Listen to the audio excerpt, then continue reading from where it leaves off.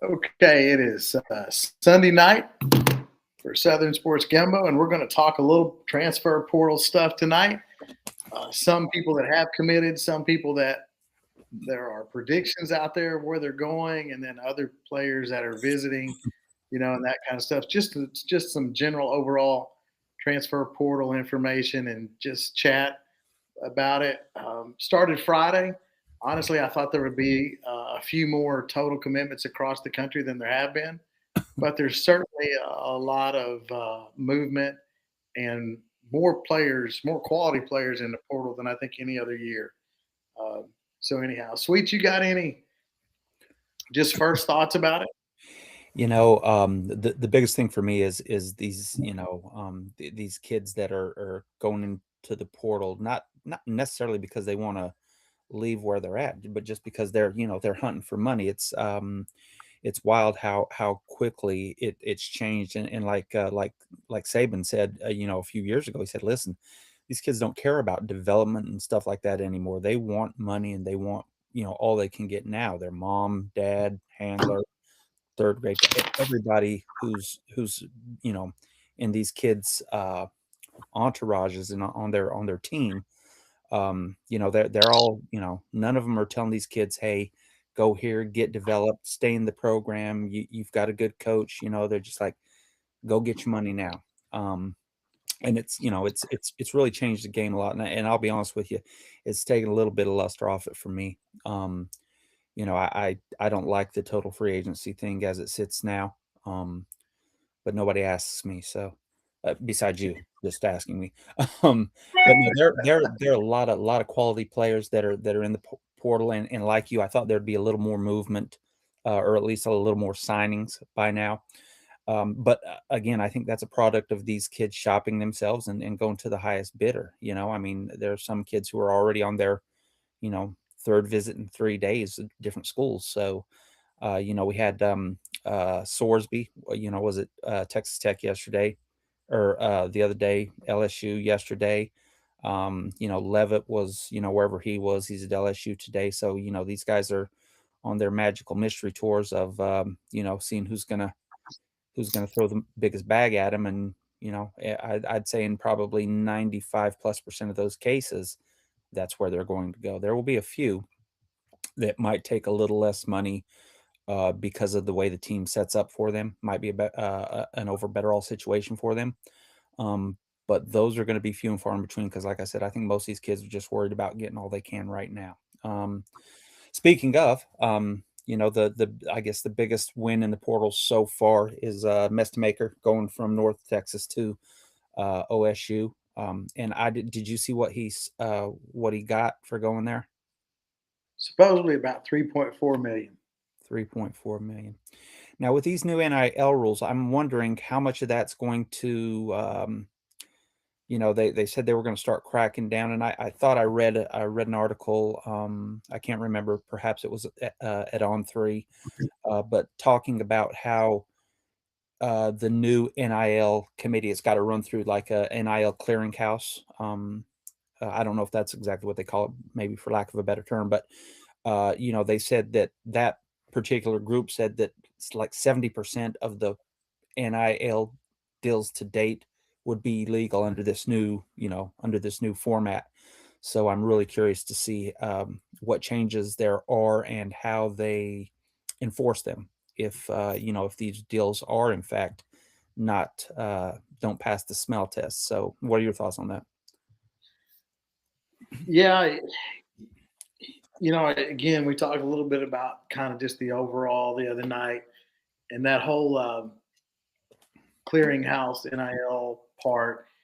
Again, they're just not ready to put it in place. And the last thing the NCAA wants is to go out there and lose in court with it. Now that being said, you have some schools that want to follow it closer than others, and you have some that are playing along those lines, and some that are farther outside it. So again, it's a mess.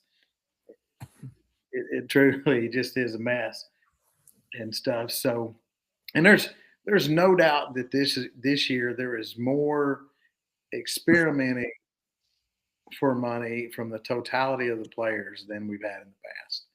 And 2 years ago, most players, unless you were really, really good, stayed at their same school. Last year, we saw more negotiations, but this year it's pretty wide open because it's not just your people that are entering the portal. Your current roster is coming out. They're basically having meetings with the staff and the NIL, the general manager of these schools, Yeah. and they're basically re-signing for next year. So it's just a total choice by the players, and if you don't get what you think you're worth, you're jumping in to see if you can, increase it. So, you mentioned Mestamaker, and I would say as a team, and it's early, and they all came from North Texas, but I would say Oklahoma State right now is one of the big winners because of Mestamaker, Hmm. who was one of the top 10 rated players. You also have Caleb Hawkins, who is the second or third running back in the portal. And he's committed to Oklahoma State. He's from North Texas. And Wyatt Young, who is in the top 5 to 7 wide receivers, committed to Oklahoma State today. So Yeah. they've got 3 skilled players. And I'll also say this: they badly needed them. Yeah.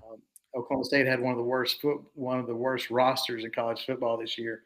Won one game, against a small school, and so they need a lot of talent.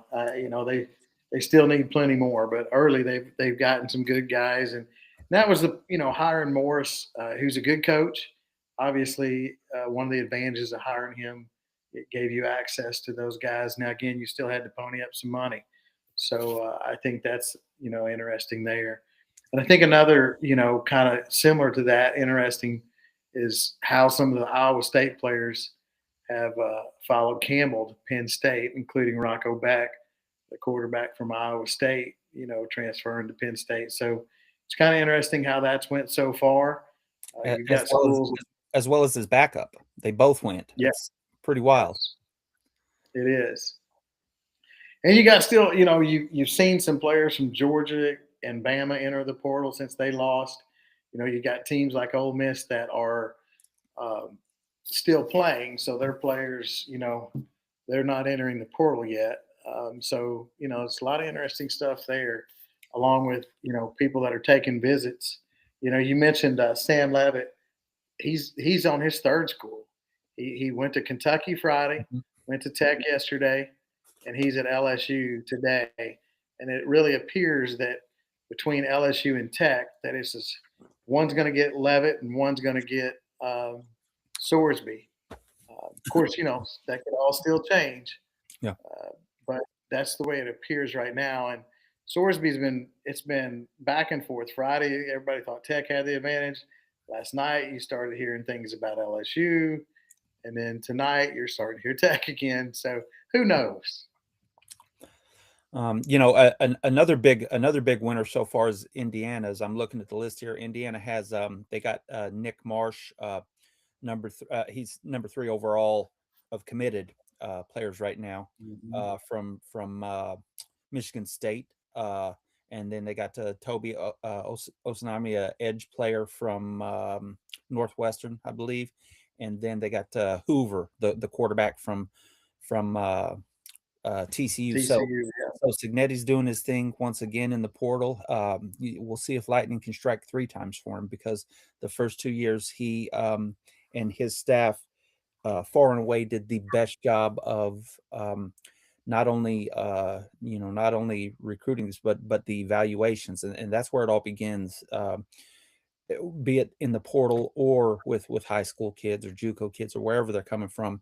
The evaluations is the biggest thing with these kids, because if you miss on an evaluation, then you've invested, in some cases, a few $1,000,000 for nothing. Not to mention the time and the effort that could have been spent elsewhere. So it's going to be interesting to see, and I think that the further that we get into this, if things don't change and they leave it as is, I think that you're going to see a bigger swing towards portal guys, rather than high school kids, because why wouldn't you? Why I mean, why wouldn't you rather have? I'd rather have a 22-year-old kid than an 18-year-old kid. He's 4 years older. He's more physically mature. He's been to college for 3 4 years. He knows the program, knows what's expected, knows what to expect. And they're short term. A lot of them are short term rentals. A lot of them are one and done guys. So I think I think that you're going to see more teams go into that model. You are, especially due to the fact that you're having to re-sign your guys anyway. Yeah, It's just open negotiation for everybody. yeah, Second team guys. If you're on a roster, it's open negotiation. yeah. If and you've got you mentioned handlers and family. You've got so many people involved in this stuff now. Um, it's just the open market and the dollars are just crazy. So I agree with you. I will say this: a year ago, I thought high school recruiting was still very important, that so that you could get guys and develop them and that kind of stuff. I still think it is on the offensive line and the defensive line, because to me, there's just not as many of those guys. So if you have them on your team, and then you have the ability to pay them and keep them, and I think there's some value in that. But I will say, outside of those positions, I think I think the portal is the way of the future, and it's, well, and really the way of today, Yeah. because very few wide receivers, very few quarterbacks, very few running backs, start right off the bat. Now, granted, you can get on the field if you're really, really good, but I mean, you look at schools like LSU, they're going to redo their whole wide receiver room. And there's a lot of schools like that. Bama's got 5 or 6 in the portal wide receivers, and I mean, there's a lot of Auburn's got their best wide receivers in there. Yeah. So a lot of these schools are, and that is a position of plenty. But your reference to the portal, I'm rattling there a little bit, but your reference to the portal being the way that really to rebuild your rosters, really where it's at. No, I mean, you look at a team like JMU. Great story. G5 team. Did they deserve to be in the playoff? I don't think so, but they got there anyway. So good on them. But they had I forget how many guys that they're going to lose to graduation. It wasn't very many on the offensive side of the ball. But next year they won't have one offensive starter back from this year's team because everybody's in the portal, unless they pony up and resign them, which probably isn't going to happen, because if they had the money, the kids probably would have hung around to begin with. So and that really stinks, because I think it's just going to be, when this started, I think the powers that be thought it might bring a little more parity. And there are a few teams that have deeper pockets, like a Texas Tech, who's thrown their money around and bought themselves a playoff spot this year, and I ain't mad at them for it. I mean, you got the money, do it. But that's just the way things are going to be. And you know these kids are going to chase it. And when you've got a school like LSU, for instance, when they said, hey, we're going to spend whatever 30 40 million in the portal, every player on LSU's team, every kid on the team just heard, they have more money to spend now. I need some of it. I'm putting my name in. you know Yep. it just it I don't know. It just, like I said, it just takes away a little bit for me. But this is the way of the world now. So Let's talk about, again, some individuals. Let's just kind of go by position here and talk individuals. We talked a little bit about quarterback. You mentioned James Madison, their quarterback. It appears that he's going to go to Central Florida, so that's a big pickup for them. Colton Joseph is going to Wisconsin. So I think that's an interesting pickup for them, and they didn't really have good quarterback play last year. Um, he played at a smaller school at Old Dominion, but I think that could be a good pickup for them. Um, what's your thoughts on quarterback, wide receiver, whatever position you want to? Let's talk about some positions, not just some that have committed, but rumors of some of the others. yeah, I'm looking. Let's see. As of right now, according to 24/7, 14 quarterbacks have inked with new schools. I'm looking to see if there are any other big hitters in there. Hewitt followed his coach from South Florida to Auburn. Let's see. Where are we? Cutter Let's see. Bowley to Kentucky to Arizona State's a big one, I think. I Yeah, think that if Kentucky doesn't replace him, they're in trouble. yeah, and you heard a lot about Kentucky and Levitt on Friday night. I mean, it was kind of almost sounded like it was a done deal. Apparently, they made a really big financial offer, and this Levitt may be one of those kids that I'm talking about. He may be in that 5% where he looks at his situation. He says, "Okay, I've got Texas Tech who's in the playoff, who wants me.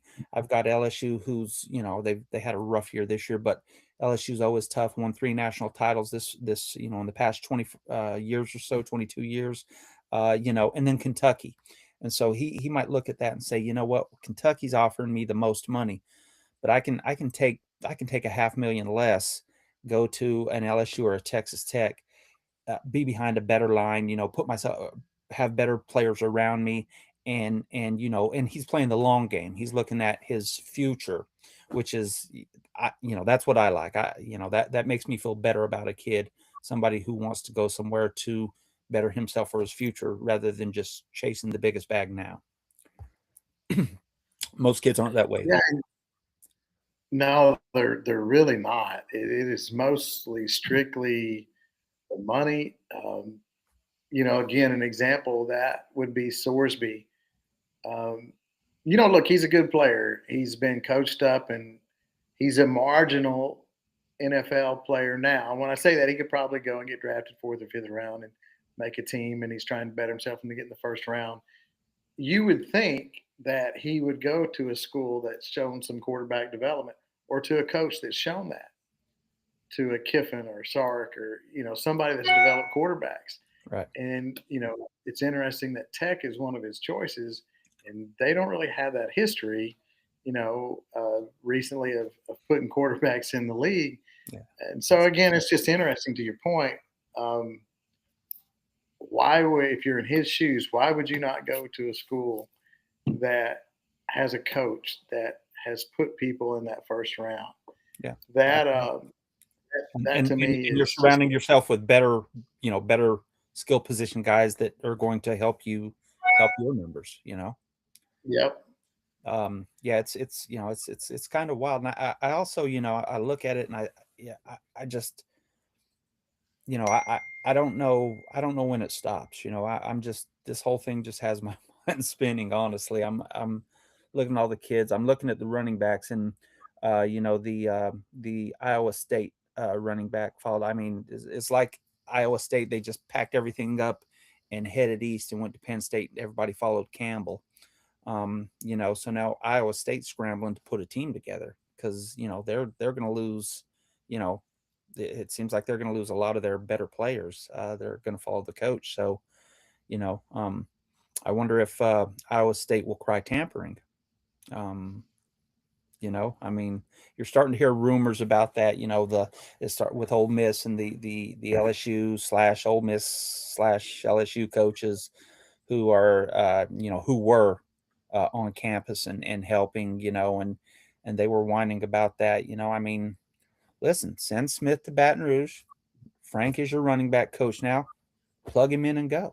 If you think you're being tampered with, the easiest thing for Ole Miss to do in that situation, I know I'm getting off track here, but just send them all back to Baton Rouge and go roll the dice, see what happens. Well, I think the interesting thing there, Tom Mars, who's the attorney that's won a lot of these lawsuits to get players eligible to transfer, his comment about tampering in this whole Ole Miss LSU situation to me was very fitting. He basically said, you don't invite your best friend to take your girlfriend out and then expect them not to flirt with each other. And I think that's pretty much the truth. If you invite the other staff in to help coach your guys, and they're good and they have a relationship with them, to expect them to not talk about their future is just, it's really immature and unrealistic. Yeah. I mean, they're going to have honestly, do they think Frank wasn't doing it with the LSU kids? Yeah, I mean, exactly. I would expect him to. Yes. Again, it's just human nature. Yeah. So you mentioned running backs. One running back that is not committed yet, that is on a visit tonight to Alabama's Hollywood Smothers. I know Bama wants to try to lock him up. He had a visit scheduled for Florida State. He's the third ranked running back. And again, I just reference him because Bama's running game was so bad this year.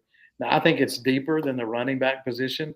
I think it's their offensive line. And very similar to some other schools, when you become a pass dominant team, your offensive linemen tend to not be taught to run block as well.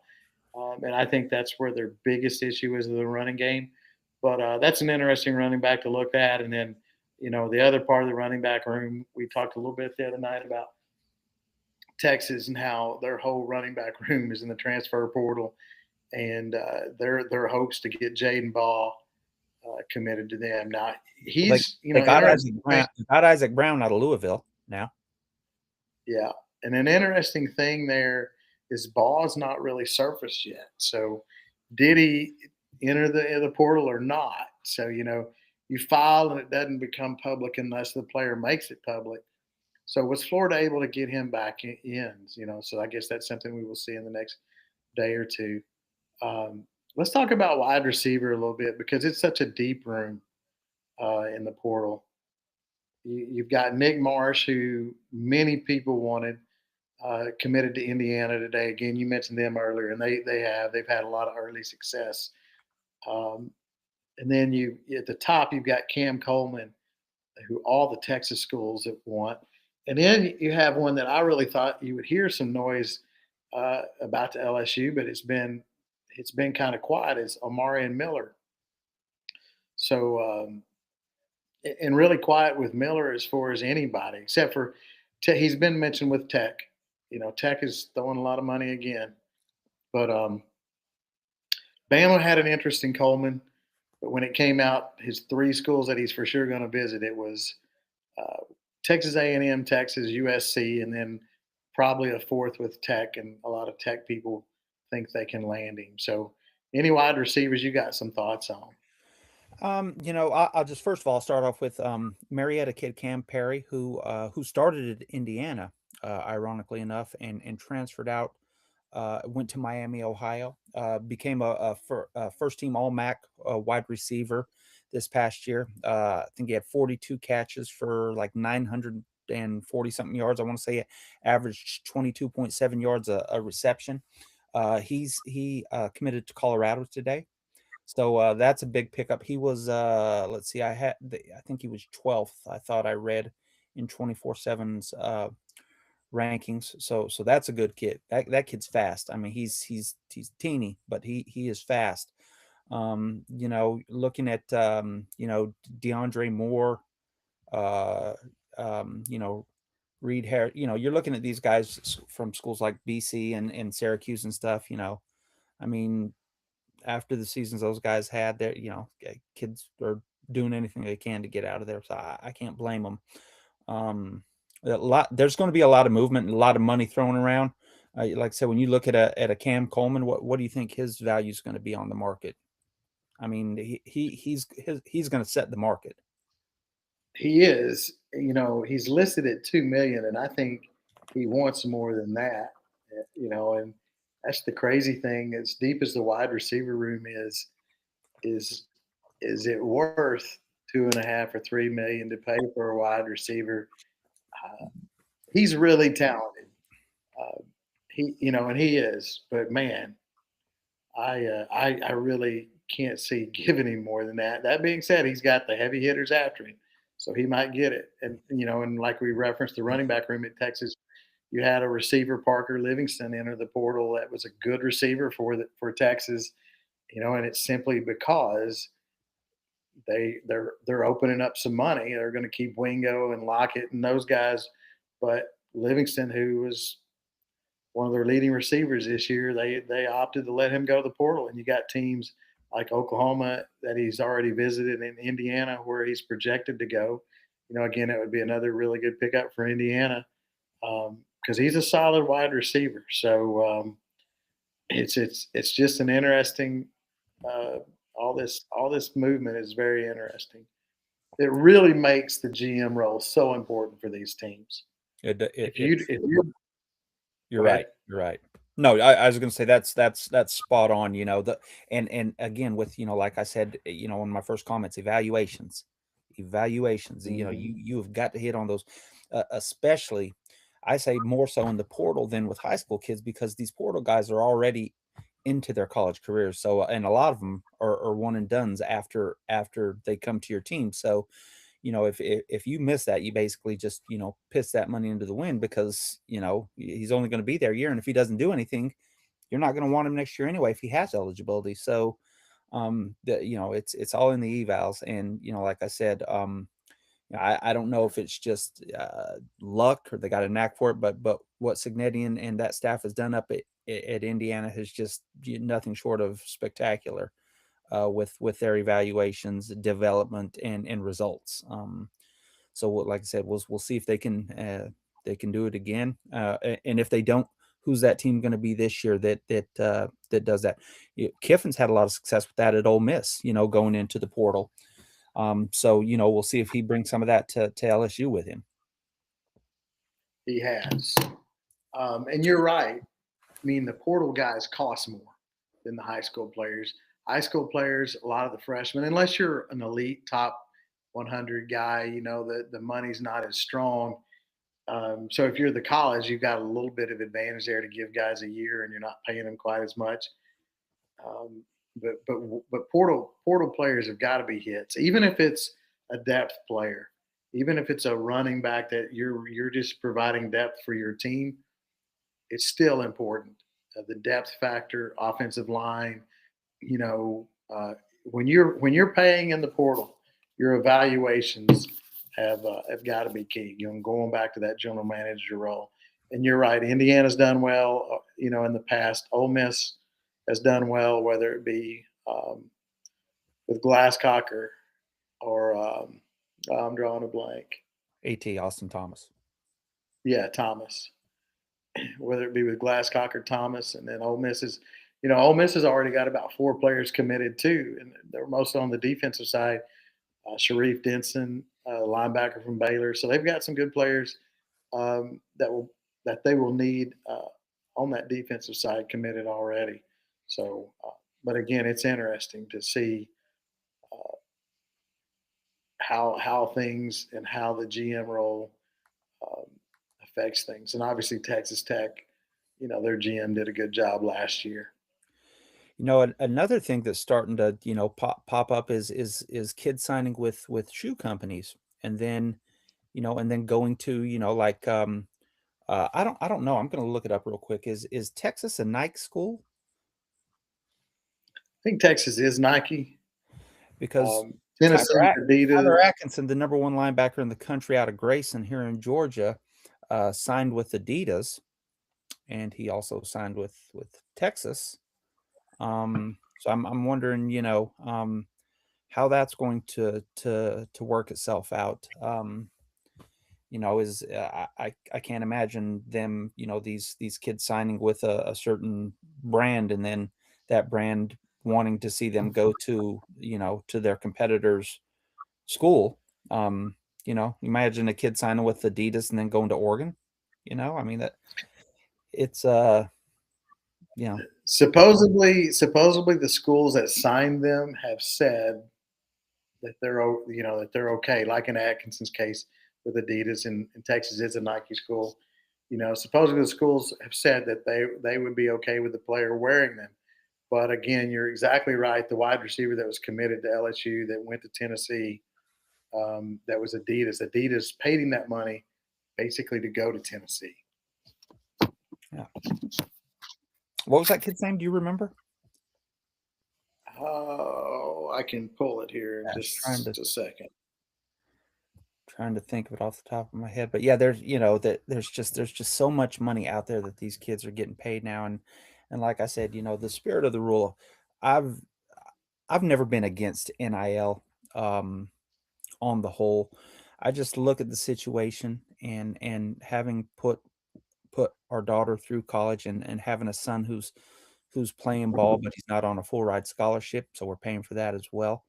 I look at the money that they're throwing at these kids, and it's just insane, especially at the D1 schools where, a scholarship for, for 4 years to to an LSU, for instance, with the food, room, board, medical, the training, all the other stuff. I mean, the value of that a year is probably, I would guess, $250,000 or so. Um, you know, and so, there's a lot of value in that, which people have, just totally like, that's meaningless. Um, you know, it if these kids are going to be contracted employees, something's got to change. Collective bargaining, whatever, something's got to happen. And the longer the NCAA drags it out, the wilder this is going to become. We talked about it the other night. Like I said, I could see $100 million roster in college by 2030 if the NCAA doesn't get a handle on this, because some people are just that desperate to win. That, or, again, what I think you're going to see is 10 teams will eventually evolve out of this, and you're going to have some teams that are competing to be in it right now that fall by the wayside because if it's how long do you get people to throw $30 million salary to a football team if your football team is going 7-5? Yeah. Forget ticket sales. You will lose that funding, for that. Tristan Keys was the Adidas, and he was a That's lot right. of people That's had him right. as the number one high school wide receiver. So, but it's man, it's really some crazy stuff, and we haven't really, we've seen some quarterback movement, we've seen some defensive skill position players movement, a little bit of wide receiver movement, not much, and a little bit of running back movement, but we really haven't seen much on the offensive line as far as movement there and tight end. So, you know, it's kind of interesting there. And I hadn't seen a lot of safety movement. You've got some good quality safeties, but hadn't seen a lot of safety movement in there, other than the Marcus Neal from Iowa State to Penn State, like you said. A lot of them that just followed Campbell. Uh, Interesting. DJ Coleman went from Baylor to Florida, and Hmm. Florida lost almost their whole secondary. So that's one that they absolutely needed. And you have Marvin Burks from Missouri that is planning an LSU visit. Um, Taufik Bird, who Tennessee wanted, ended up at A&M today from Colorado at the safety spot. So um, there has been some movement in there. And then cornerback position, I know cornerback from Auburn went to Jay Crawford, who's from Lilburn, Georgia. He went from Auburn to Ole Miss. So again, Ole Miss got a solid player there. Yeah, the thinnest spot I still think is the offensive line. Um, there's some talent out there, and again, this is these rankings aren't set in stone. It's just it's a group of people's opinion of a player. But it's for instance, right now, Carius Kern is the number one offensive tackle in the portal for 24/7. Um, you know, I watched him play this year, and I watched Lance Hurd, who was behind him, start for the past 2 years at Tennessee, and I'm thinking, who would I rather have? Question. To me, it's a no brainer. Hurd is the better player. I mean, I've watched him play, and I've watched them both play, and it's not even close. So, like I said, these rankings aren't set in stone. But again, it's the evaluations. It's the evaluations every year. Like I said, you've got the Iowas, the teams like that get these big 2-star, no star, low 3-star kids that come in and just work hard and turn themselves into Joe Thomas. So it's the evaluation. Just that's really the most important part of the game right now, in my opinion. is getting the right kids on campus that you can develop, that will work for your system. The and it's really interesting when you look at the rankings how incredibly different ON3 and 247 are with transfers. In high school guys, there's some similarities, but their transfer ratings are way different. Like you mentioned with Hurd and Kern, and 0-3 has Kern as a guard, which I think he's an inside player. I know he wants to try to play tackle, and he might, if he goes to Arkansas, which is the rumors, they might make him a right tackle. An interesting one though that just entered the portal, just was announced, and he has jumped to the top of the offensive tackle rankings. Is Jacarius Peak from North Carolina State. It's amazing how North Carolina State is a team that doesn't they're not knocking on the door of 10 wins. They're a good football team, but man, they've had some really good transfers the last couple of years. Yeah. But he's jumped to the top, 98 rating. It'll be really interesting to see what schools go after him. He will have a load of schools, a left tackle like him. So he's a redshirt junior too. So you're getting a guy that will be a fifth-year guy next year, which means a lot too. If you really wanted to spend some money, you get him and Hurd, and you could solve both your tackle spots. Of course, you also got. Go ahead. No, I was going to say he's a Valdosta, Georgia kid too. Yep. I don't know if he has any interest in coming back home to Georgia. But I mean, South Georgia has Florida State and Auburn have always done really well in Central and South Georgia because of proximity. So Georgia historically hasn't done as well in South Georgia, because of that. So it'll be interesting to see where this kid goes. And I didn't even know he was going into the portal, so I haven't heard any rumors. Yeah, that's what I was saying, and it wasn't anything that I don't follow NC State that closely, but I hadn't heard that he was planning on going. So certainly that's somebody that everybody is going to kick the tires on, and that'll be a bidding war. His valuation is 1.1 million. It's probably going to be closer to 2. Yeah, I was going to say that's a steal for a stud left tackle. Yep. You've got Peak, Hurd, Xavier Chaplin, Andrew Sprague, who's out of Michigan. He's a younger guy. Josh Atkins. And then after that, they're just really lumped together, kind of like you were saying about valuations and ratings. When you get past those top 5 or 6 with Atkins, who again is going to be a very experienced player from Arizona State. After that, all these guys are pretty much very similar in ratings.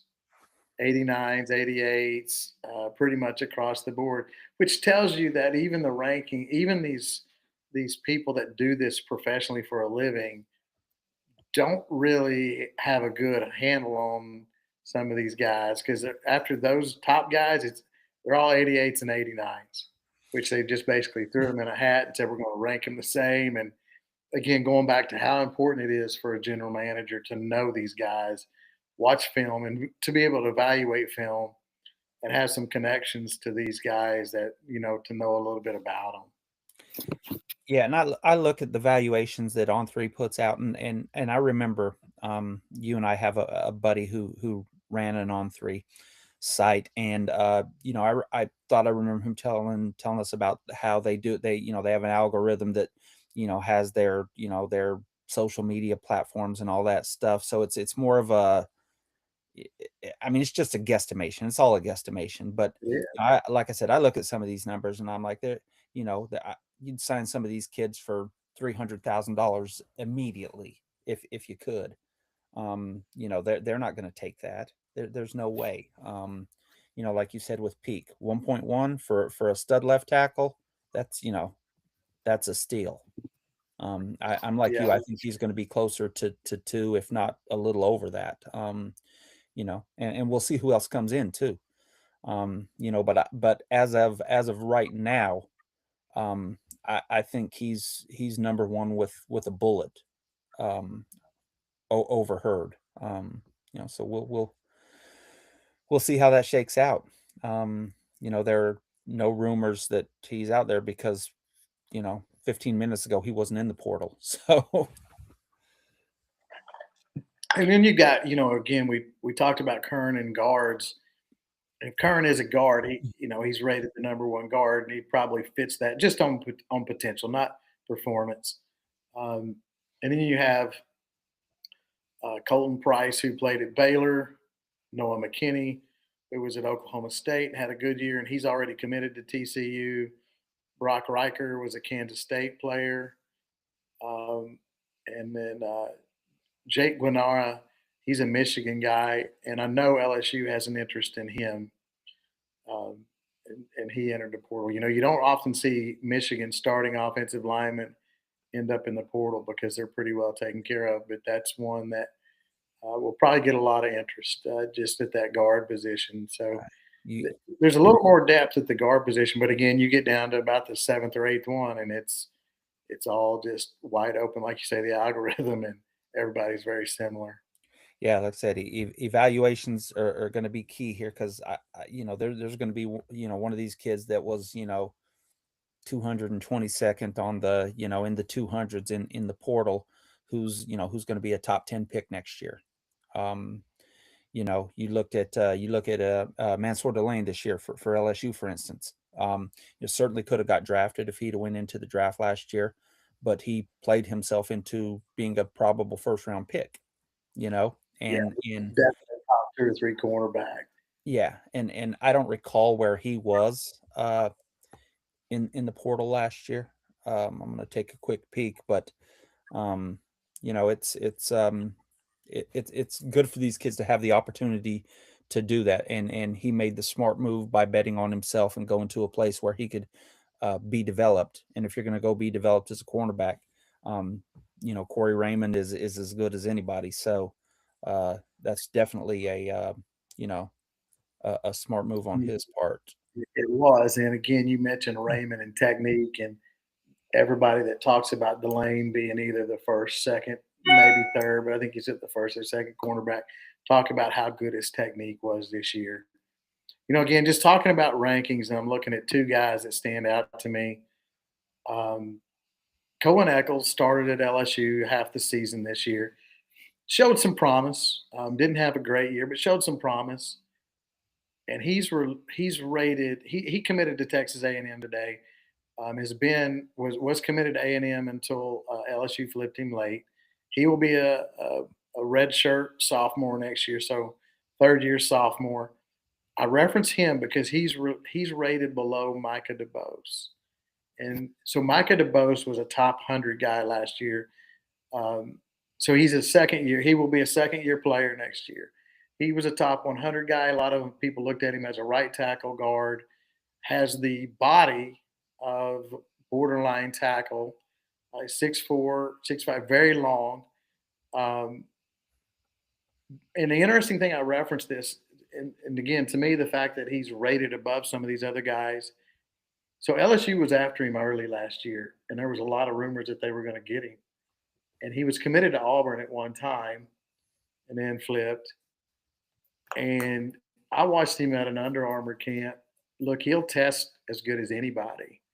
But the interesting thing to me at camp was when they got to one-on-ones, he stood there with his helmet in his hand. He did not really want to compete.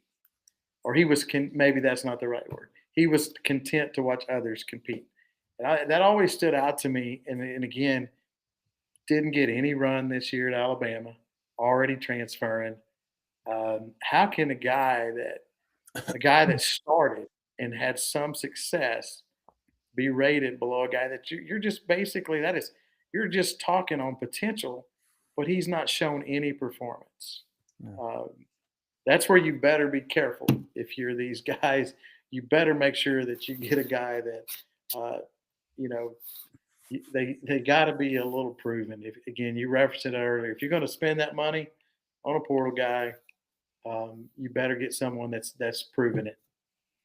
So I looked it up. Delane was in On3's rankings. Delane was the 52nd overall portal guy last year in the fourth cornerback, behind Thaddeus Dixon, who went from Washington to North Carolina. Jeremiah Wilson, who went from Houston to Florida State, and the number one cornerback was Tacario Davis, who went from Arizona to Washington. I am not sure that any of those guys are going to be first round picks this year, like Delane will probably be. No, so again, that's a good example. Tacario Davis would be the only one that went to Washington. But again, Delane's the best of that group. Yeah. And just like we talked about, so they had 51 guys rated above him. But this year he's going to be, probably one of the top 30. Yes. Or so that gets drafted. So, I mean, it's picking, first of all, it's getting the evaluation right, picking the right spot to be developed or showcased, and then, and then going out and performing. Evaluation. It's like buying property, location. Gotta get that right. Lots of God, there are over 2,000 kids in the portal right now. It's crazy. And some of these kids, like the first few years, some of these kids aren't going to have homes. No, they're not. They get bad advice. They get they get everybody around them telling them that how much better they are than they actually are, and they put their name in there expecting to, because they're told, you go get paid, and and now now they don't have a scholarship. It's it's sad to watch, but it's it happens. And you see the situations last year, like Iama Lieva, took his ball and went back home to California and took an enormous pay cut, played on a cruddier team, I mean, and isn't going to be developed like he would have been with Heupel. So what did he get out of transferring? Nothing. Zero. I mean, he might have risked his NFL career. Yeah, he's the poster boy for, grass isn't always greener. A couple of things that happened on this date that are of interest. 19 years ago, on this date, Nick Saban was officially introduced as Alabama's coach, and 29 years ago on this date, Tennessee won their last national championship when they beat Florida State. So, a couple of SEC moments that are anniversaried for this. Yeah. I'm gonna tell my wife that and brighten her day. That's right. Honey, you remember when you were 29 years ago today? That's right. She can be happy with that memory. Yeah, they actually went to the game, so she still has her picture with Kirk Herbstreit. I tell you what was amazing about that game. I didn't realize this. I was watching, just you get these YouTube blips, and one of them popped up earlier today for me in that game. They scored 21 points that night, and T. Martin was sacked 11 times by Florida State defense. So that is wild. That is wild. It's kind of crazy. Wild. Well, we talked portal there a lot. Let's specifically talk LSU for a few minutes, just because we're LSU guys. We had spoke offline about quarterback position and thinking probably either Levitt or Sorsby were kind of between Tech and LSU. Kentucky, like I said, Kentucky's throwing if those rumors are true. I think I want to say it was 4.1. Is that the number you heard as well? That's what I heard. Yes. Yeah. So I mean, so if I don't think LSU will offer him 4.1 million. I'd be really surprised if they did. But if they offered him 3 or 3.5, would the situation to be around better skill position players and the opportunity to be coached by Kiffin be more attractive to him? Is he willing to bet on himself, instead of taking all the money now? It's there's a lot of kids are going to be making those decisions. And I think you got to make a smart decision there. You mentioned Nico again, and he's the classic example. Again, it's let's just be honest, not trying to be critical of a school, but let's just be honest. If you're going to go to Kentucky, when's the last time Kentucky developed a quarterback? I mean, at that level, Yeah, they had Jared Lorenzen, and they had a player a few years after Lorenzen that was really good. yeah, the And I kid think that beat LSU. yes, yes, Um, right-handed kid, athletic, dual yeah, threat guy, good passer, good player. Can't remember his name, um, but that's it. So again, to your point, if LSU pays you 3.5, Kentucky's paying you 4.1, and you're a quarterback that aspires to be the top of the first round, where you're going to get the big money, the 5-year contract or 4-year contract, and you want to go to. I mean, to me, it's a no brainer yeah. on what you got to do there as a I mean, player. You've got to go to a school that can surround you with players that can be, you know, can get you to the next level in a good place. that's right. I That's right. think.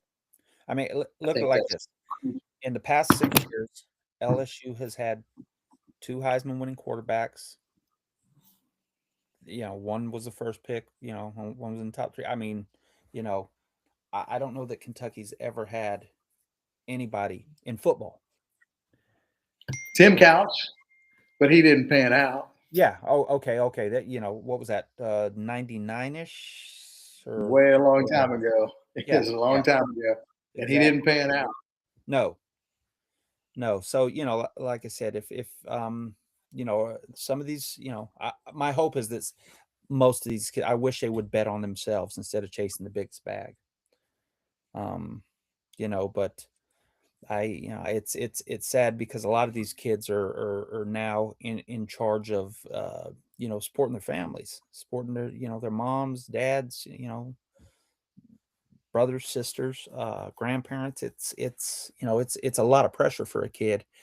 And when you have that, when you're making those types of decisions as a 18, 19, 20-year-old kid, you know, you don't, first of all, you're at that age, your brain's not even fully formed. So, it's just it's a bad combination. It's a bad combination for a kid that old to be, you know, paced with having to support his family and make those types of decisions. And then when the people that he surrounded himself with are all about the money right now and not about, let's get him to the NFL. It just it's not a good situation for them. It has happened and it will continue to happen. But I wish more families and hangers on had the kids' best interest in mind instead of, we're all going to get paid today. So, And that is it. Everybody wants paid. yep. Another player, Chaz Coleman, the defensive end from Penn State. There's a lot of scuttle that LSU may lock him up before he gets off campus. Again, who knows that? I know Tennessee wants him, and I know he was rumored to Ohio State earlier. He's another one that big upside based on potential, high ceiling. Played some this year, so he did get on the field. He did have some impact, but more a potential guy. And LSU needs edge guys. LSU needs wide receivers, edge guys, quarterbacks, the utmost. So, and obviously offensive line. That's their biggest need. Coleman would be a big need if they could get him. Yeah, Um, yeah, he's that kid's a beast. He would help soften the blow from losing out on Simmons. Um, but and there are a few guys out there. Daly from Utah. That kid's a ball player. He's got a motor. yes, I haven't seen yes. where he's lined up to go and all that stuff. He's got I don't know. So I'm looking at these on three rankings. If you know if you're watching this and wondering what I'm doing, and some of the players by their ranking have an expected by so apparently he is expected to there's rumors that he's going somewhere, but it doesn't allow me to see where. So um, a He was lot of he was talent, a lot of talents yeah, he advanced. was expected to go to Tennessee tomorrow for a visit. But Tennessee, even people on the Tennessee side are questioning whether he's going to make the visit or not. And if he doesn't make the visit, then they're basically saying LSU, which, to your point, I'm doing the same, reading some of the ON3 stuff and 247 stuff. And it looks like the projections on Sorsby to Tech, and it seems to be like there's some legitimate truth in that after the LSU visit, Sorsby may have reached back out to Tech, and Tech is feeling pretty good about that one right now. You never know; things can change, but if that's the case, then Levitt's visit to LSU is pretty important. Yeah, and I'm looking at other edge players. There's a local kid from Marietta, went to Walton High School, Wendell Gregory, who was at OSU. He's already signed with Tech, Texas Tech, that is. Um, Yes. yeah, so there's some movement out there. There's some movement out there. But there's when does the portal close? What's the close date on it? Ooh, it is like the middle of January, 16th maybe, um, or 18th. It's right after the national championship game, and I do think those two teams, any players on those two teams, they give them like a 7 to 10 days longer. Right. Yeah. Uh, So it closes on the Friday the 16th. Yeah. Um, 16th, that's what I thought. Right. So, and there's going to be there's going to be some kids on these final four teams remaining that are certainly going to put uh their names in the bucket, because why wouldn't they? Why wouldn't they go get more like everybody else's?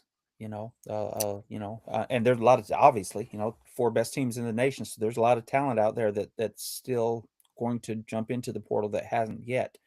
It'd be interesting to see how many, if any, like top flight Indiana guys go elsewhere. I could see it at Ole Miss because of the coaching change and stuff. Miami's always volatile. Just a different place down there. And then who's Oregon? They've got that Nike money, so they can they can outbid anybody. But I wonder if any of those the top flight players from Oregon will be throwing their names into the hat. Speaking of Oregon, do you think Dante Moore goes into the draft, or do you think he hangs on for another year? That's a really interesting question because there's people around him says he's gonna come back for another year, but he's rated the number 2 or 3 quarterback depending on who you look at. I just can't imagine. Look, Oregon can pay, and they've got that Nike money and all that's going to go along with it in his future. But I guess I would say this: let's see how he plays in the next 2 games, and maybe that can determine it.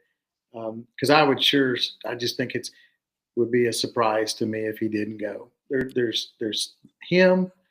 Ty Simpson is another one that I think is a very interesting, quarterback, because at the middle of the season he was going, and he's still rated in the top 6 quarterbacks. Some have Simpson rated third or fourth.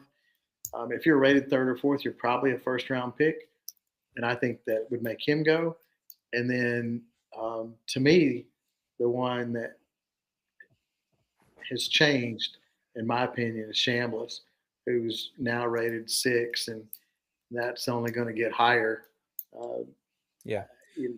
so what's your thoughts? I'm looking at NFL Draft Buzz right now, and it's reputable. It may not be the authority. They have Dante Moore as the top quarterback, followed up by Mendoza, Ty Simpson.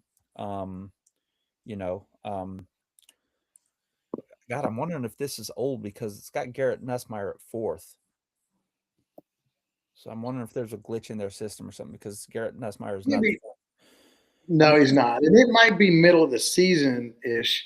But Right. Simpson wasn't Simpson wasn't rated high, so it's not incredibly old because Simpson wasn't rated high at the beginning by no No, means.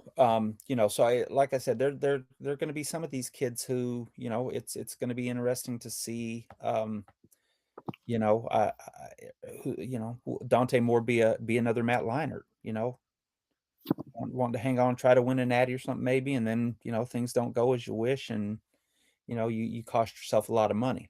Um, Not that I'm gonna cry for him because he's made a lot of money, between, Right. Troy Aikman and Oregon, so I'm not worried about Dante and his future. If he blows it all, that's on him. But, Right. he if you're the number 1 or 2 quarterback in the draft, I think if you're in the top 3, you get a first round grade, you gotta go. Um, at that point, I if it were my child and he was had eligibility left but had a first round grade and he asked my opinion, I would always tell him to do what he thought was best. But if he asked my opinion for a first round grade, go, son. You can always go back and get your degree, but you can't always be a first round pick. So if you have the opportunity now, you know, do it. Yeah, I think if you're a first or second round pick, you got to go take the money and get not just the pick, but if you have some good seasons, you get to that second contract quicker, which is your really big one. And if you can land that second contract in a good way, then that's where it's life changing, Yeah. for those guys. Yep. Yep. The only advantage about being an early or a second or third round pick is you can get into that second contract a year earlier. Yep. One more year of not taking a chance of getting a knee blown or something funky like that happening, because it happens a lot. But that's part of the game. That's why they make all that money. Certainly does. And what the average career is like 3.1 years or something like that. So for these NFL kids, and perhaps I talk about the college kids getting all they can right now and not betting on themselves. Perhaps a lot of them, look at it and say, gosh, the average career is 3 years, so, maybe I need to get paid now. Um, I don't know. It's new to everybody, so I don't think there's really a right or a wrong. It's just how the situation fits you and your family situation, and whether you're willing to bet on yourself or not. Hmm. Any more thoughts from you? Not really on the portal. Again, I guess, we've talked about it and we talked a little bit about the other night about portal losers. And I would still say right now it looks like Auburn and Florida are your losers so far. Now, again, Florida has got a couple of players, so they might replenish, but they lost a lot. Um, so I think, that's going to be the interesting thing that in a week, 7 to 10 days from now, when we sit down and we talk about this again, is who would we rate as our portal winners and our portal losers? I think right now you mentioned Indiana and I mentioned Oklahoma State. There's definitely some that are your early winners, and then a little bit of Ole Miss there, and then your losers I would say would be Auburn and Florida. Tuesday we will get into the semifinal games and DMAC's back with us. Any more thoughts that you have on the portal? No, I was going to say, you were talking about winners and losers so far. Michigan is taking an L right now, and They I mean are. rightfully so. That's just a shit show up there right now. So you couldn't blame any of the kids for wanting to get out of that situation. I'm going to tell you what, though, Whittingham is a hell of a coach. So if they give them a chance, they're going to be fine because they won't have to worry about any of this Michigan man bullshit that we've heard about. How great these Michigan men are, and then everybody on the staff is either in jail or got show causes and can't coach in NCAA football or threatening girlfriends or whatever. They needed to go opposite of Michigan, man. They just needed a real man in there, and Kyle Whittingham is that. He's going to come in and he's going to be the adult in the room that straightens that situation out. I don't know, how well he'll do there. He's in his mid 60s, but I don't picture him as a Brian Kelly type that's just looking at this as a golden parachute. Yeah, I think he's going to go bust his button and try to win Michigan a national championship. Yeah, it's just who he is at the core. he works out a lot every day. Yeah. At the core, he's just a very dedicated, committed person. Yep. They couldn't have got a better guy, but you're right. They have lost some early. Like they've lost 3 offensive linemen Yeah. early, 2 guards and a tackle, and lost a cornerback early. So yeah, they've lost some key players. Yeah. And you know, we talk about Michigan, and I mean, they weren't awful this year. You know, No, I think if they, you know, because I mean, I don't know a lot of people in our circle who thought that Sharon Moore was ever going to win them a national title or anything. I don't think anybody thought he'd last more than 5 years there. But Michigan, man, be damned. But you know, it's a hell of an opportunity at a prestigious school, and you know, Whittingham he'll do where if he can get some recruits in there, and I think he can. You know, he'll do okay, and he'll bring some, you know, he'll bring some kids with him too. He'll recruit Utah well, because Utah's one of those places kind of like the Midwest. You've got some big kids out there who can who can move bodies against their will, and that's yep, what you need on the offensive line. So if yes, you know, he'll recruit. He'll do a good job there. he But will. right now they're getting their butts kicked in the portal because all those kids are out. You know, maybe some of them come back. You know, but we'll see. We will see.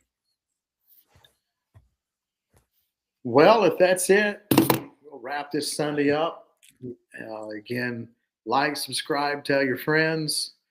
Um, that's all I've got. I mean, in it, from a football standpoint, jump over and watch the NFL. You've got a long time rivalry right now with Pittsburgh and Baltimore, and the winner goes to the playoffs, and the Loser goes loser home. stays home.